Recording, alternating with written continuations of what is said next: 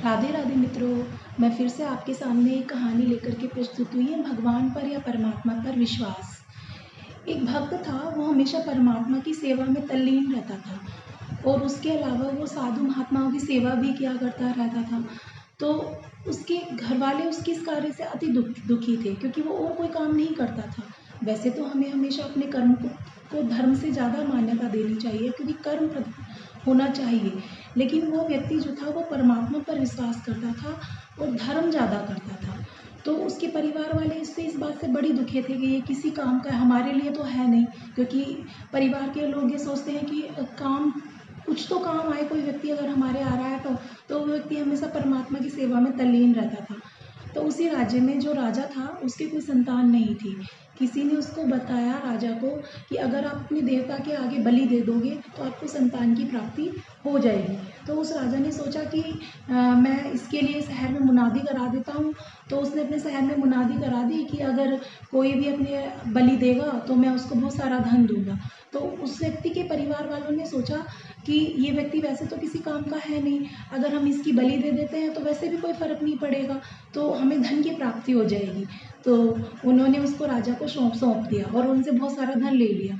अब राजा के पास जब उन्होंने उसको सौंपा तो राजा जब उसकी देवता के सामने बलि देने जा रहा था, तो बलि देते वक्त उस व्यक्ति ने 4 मिट्टी के ढेर बनाए और उनको छोड़ दिया बना करके।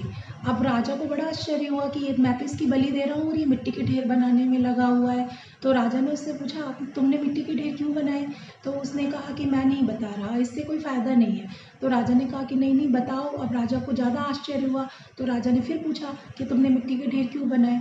तो उसने कहा कि मैंने ये मिट्टी के ढेर इसलिए बनाए हैं कि पहला ढेर जो है वो मेरे परिवार के लिए है, क्योंकि परिवार अपने जो स्वजन होते हैं उनकी रक्षा करता है, लेकिन मेरे परिवार वालों ने मुझे बलि के लिए दे दिया। फिर दूसरा मिट्टी का ढेर मैंने जो बनाया वो यहाँ के राजा के लिए बनाया, क्योंकि राजा जो होता है उसका कर्तव्य होता है कि हम अपनी प्रजा की रक्षा करें, लेकिन मेरा तो राजा खुद मुझे बलि दे रहा है। फिर तीसरा मिट्टी का ढेर मैंने बनाया अपने देवताओं के लिए, कि देवता जो होते हैं वो अपने भक्तों की रक्षा करते हैं। अब बताओ, अब देवता के आगे तो खुद बलि दी जा रही है, तो मैं क्या करूं? तो फिर उसने कहा कि फिर चौथा ढेर तुमने किसके लिए बनाया? राजा को आश्चर्य हुआ। तो उसने कहा कि मैंने ये ढेर अपने परमात्मा के लिए बनाया। अब बस मुझे ये देखना है मेरी परमात्मा मेरी रक्षा करते हैं या नहीं करते। अब राजा ने सोचा ये व्यक्ति तो बड़ा समझदार है, तो राजा ने सोचा मैं इसे ही क्यों ना राजा बना दूं, क्योंकि पुत्र अगर मेरे होगा तो उसको तो काफ़ी साल लग जाएंगे बड़ा होने में। इससे बढ़िया तो यही व्यक्ति इतना समझदार है, मैं इसे ही राजा बना देता हूँ। तो उसने उस व्यक्ति को राजा बना दिया।